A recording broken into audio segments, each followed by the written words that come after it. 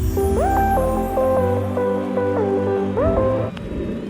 guys, welcome back to the channel. And before I say anything, we hit 101 subscribers. I know we hit this a few days ago, but again we're going to India, and it's kind of hard, so I wasn't able to make any content. But yeah, we have officially hit 101 subscribers. Thank you so much for this, guys. And anyways, that being said, it's, so yeah, I don't know what's wrong with me. So yeah, today we're gonna be reading Diary of Wimpy Kid Big Shot. I know I already read that book, but I only read it up to page 36. And now I'm gonna I only read it up to page 35. What is wrong with me today? So yeah, I only read it until page 35. And today we'll be reading the rest of it. Anyways, without further ado, let's get into it. Anyways, and so just for a quick summary, it's a sports day is coming up at Greg's school, and well, he wants to get in shape, so he goes to the gym with his dad. But his dad's routine isn't really that much of oh my god, he has muscles kind of a routine. What I mean by that is his dad's routine wasn't really impressive. And he found a part of the gym where there were bodybuilders lifting weights and all that, and he wanted to do that. So I decided to do it. Anyways, page 36. And another thing, I found something new. So now instead of like the scroll down, scroll up thing, it'll actually be like a book, like pages, as you see. Anyways, so I decided I'd start with a few bicep curls and go from there. But I didn't want to overdo it, because at lunch yesterday, Albert Sandy told us about this bodybuilder who blew out a bicep, and I sure didn't want that happening to me. Okay, I don't think it's really possible to blow a bicep, but I mean, yeah, I don't think it's possible to really like blow up your bicep, but you can pull your muscle or something. Anyways, it turns out I didn't need to stress about it because I couldn't even get any dumbbells off the rack. How could a middle school kid, like even I'm in middle school to be honest, not lift a dumbbell that's that size? Like, I know the size doesn't matter and all that, but I mean, that has to be like 1 kg. I'll bet I could lift the one like this one, but not the heaviest one though. Actually, I don't know. Anyways, I thought I might have better luck with the bench press, but I couldn't budge the barbell either, and I have to admit I was getting a little bit frustrated. Honestly, like, it's no surprise you can't lift a barbell, like a barbell that big. Anyway, by now people were staring at me, and I didn't want to look like I didn't know what I was doing, because I started taking the weights off the barbell to make it a little lighter. Okay, first thing, you shouldn't take the weights off the barbell all at once. And secondly, a kid at a bench press. I mean, if I were in the gym, I'd certainly think you don't know what you're doing. Like, if you're at a bench press. Anyway. But it turns out you're not supposed to take the weights off one side of the barbell all at once. Because when you do, everything slides off the other side. See? No, because one side's lighter, the other is heavier, and the heavier one tips over, and yeah. After that, well, this happens. And apparently people in the weight room don't like loud noises. Crash! If I were lifting like 200 pounds off my back, I wouldn't like loud noises either. So I guess that's the reason why they don't let kids in the gym. But again, what kind of kids would try to lift a barbell off a bench press? I mean, not me, certainly. But if some of you out there do, I have no problem with that. So I guess that's the reason they don't like kids in the gym. But it doesn't seem right that they kicked out Dad too, because he really has been a loyal member. I don't really know what to say about that.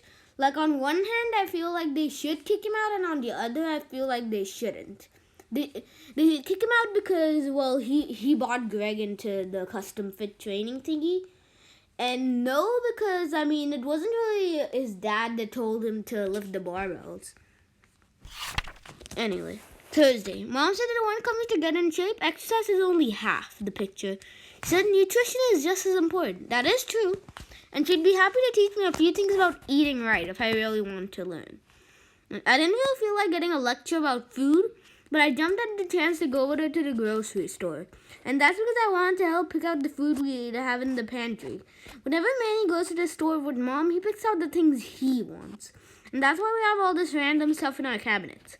Ham chews. Oink. I can actually understand that. If the Heffleys still have their pet pig, they had a pet pig, I know, right? And so yeah, it would make sense. But wait a minute. Okay, it wouldn't make sense because if the pig eats ham chews, well, it's basically just cannibalism. But yeah, even humans can eat that. For some reason, I thought that that's like some pig chews, like only pigs can eat them or something. I don't know. I know. And anyway, silver fox, adult diapers, quail eggs, family sized, perfect shade, at home hair coloring kit, lard. Okay, on one hand, that sounds disgusting, and on the other, kind of funny. I mean, call me weird if you like to, but to me it sounds funny and weird and disgusting at the same time. No offense to Mom or anything, but she's terrible at picking out snacks. She always buys healthy stuff that tastes awful. And she won't buy any new snacks until we've eaten all the old ones. Sweet potato cookies, prune jerky, beet dip, haddock skin chips, chickpea clusters, seaweed bars. Honestly, for the sweet potato cookies, I think they taste good. For prune jerky, I don't know, because honestly, the only jerky I've seen, like in movies or in the store or whatever, is beef jerky. And well, I don't eat beef, so I don't know what jerky tastes like and what it's supposed to taste like, but I don't think prune jerky would taste that good. Beet dip. Still don't know how that would taste. Haddock skin chips. On one hand, it could be good, and on the other, it could be really bad. I don't want to explain how. Chickpea clusters. Seaweed bars. So lately, I've been having my best friend rally over for tasting parties to help me clear space in the cabinets. When we got to the grocery store today, I split off from Mom, then loaded up the cart with a bunch of my favorites. Then I grabbed a few healthy items just to make Mom happy. But it turns out my idea of health food isn't the same as Mom's. When we went back up, she went over each item that I picked out and explained why it wasn't so good for me. She held up a bottle of fruit juice, which I thought was a pretty solid choice on my part. But Mom said it was full of sugar, and there wasn't any nutritional value to it. I told Mom she was wrong, because there was a picture of tons of different fruits right there on the bottle. Okay, I used to fall for that one too when I was little, actually until I was 10. I thought if it says like bio or organic or something like that, that meant that it was like really nutritional and all that. And when I was up to 7, I used to believe that if there's fruits on the bottle, it's the most nutritional thing you could ever have. Anyway, then Mom showed me the label, and I can't even believe they could get away with that. Berry Bonanza contains no actual fruit juice. Okay, I think most juices contain actual fruit juice, but they add sugar to, sweeten it up a little bit. But yeah, no actual fruit juice. That hits you hard. Mom said that if you really want to know what's in the food you buy, you have to read the list of ingredients. And she told me the cans of Chef Marinara pasta I had in the cart were full of all sorts of chemicals. Yeah, that's true. And preservatives and all that. Why else is it canned? But I knew Mom was wrong about that one. Because I've seen the Chef Marinara ads on television and show him making his pasta by hand in Old Italy. Chef Marinara, premium pasta. Sorry, I just felt like that deserved an Italian accent. Mom showed me the small print on the back of the can, which said the food was made in a factory in Detroit. She said Chef Marinara probably wasn't even a real person, and they just hired an actor for those TV ads. Probably wasn't even a real person? Probably? Okay. Well, that made me feel pretty stupid for dressing up as Chef Marinara and I wax figure exhibit at school last year. It lives in Old Italy, famous for premium pasta. Then I started to wonder if Rotten Rudy was a real person because those Rotten Rudy TV ads scared me into drinking a gallon of milk every day. A gallon? Yo. Don't be like a Rotten Rudy. Drink milk. Should have drunk milk. Should have drank milk. Mom said food companies are really clever about flipping their advertising into places you wouldn't expect, which made me think about the posters that are up in our hallways at school. Read and refresh. Glug, glug, glug.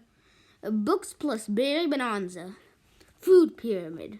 At the bottom, there's pizza, fries, donuts, and cupcakes. I can agree with that. In the middle, there's fish, chicken, and vegetables and fruits. I think they should be at the top. And at the top, there's Berry Bonanza. And of course, it's sponsored by Berry Bonanza.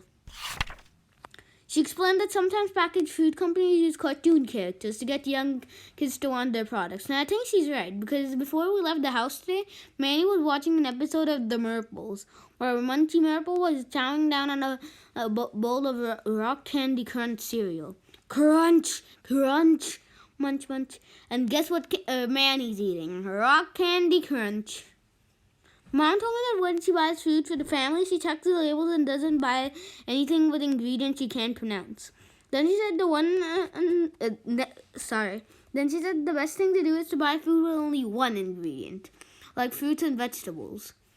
Well, I don't know if it's just my generation, but it's a little hard for a kid like me to eat something that isn't wrapped in cellophane or doesn't come in a cardboard box. In fact, chocolate bars grew in the ground. I'll bet I wouldn't touch them. But if the people who sell fruits and vegetables want to get kids eating that stuff, they're going to need to step up the advertising game. Berry beet, Ashton asparagus, red broccoli, Caitlin carrot. Okay, I don't know why I was reading like that. Field day is tomorrow, and things have really started to heat up at school. Mrs. Bosch has been making everyone in our homeroom get to class a half hour early, so we have extra time to put together a strategy. And she's been getting paranoid about what the other classrooms are doing to prepare.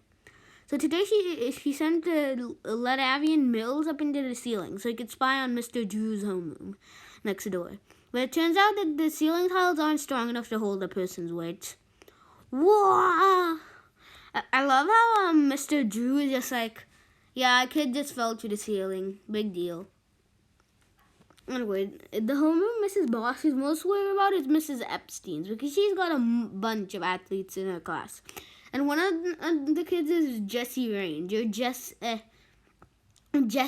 okay, I don't know how to pronounce that, but I'm just going to call him Jessie Range, who stayed back in the 8th grade twice, just so he could compete in field day one more time. Jessie Range. The team I'm most nervous about is Mr. Ray's class, because that's the morning detention homeroom. And on field day, I'm pretty sure those guys are going to play dirty. Okay, first thing, I think the detention kids would actually belong in a classroom, and like they don't just belong in detention. Plus, I don't think detention will be able to go out for a field day. Because, detention is not really like a class. Like, it's not like you're part of it. These kids, they're part of another class. Like, they're not just part of detention. That's not a class. Anyway. And on field day, I'm sure those guys are going to play dirty. To make matters worse, we found out we were going to be competing with grown-ups in this thing. The janitors went to the vice principal and said they wanted to put together their own team because they deserve a day off as much as us students. I guess that's fair, but the bathrooms have been getting pretty gnarly ever since they started spending all their time training. Anyways, guys, that will be the end of this video. Make sure to hit that red subscribe button so now we can head to 150. And like this video and share it with your family members. Maybe they'll like it too. And once again, bye. Oh,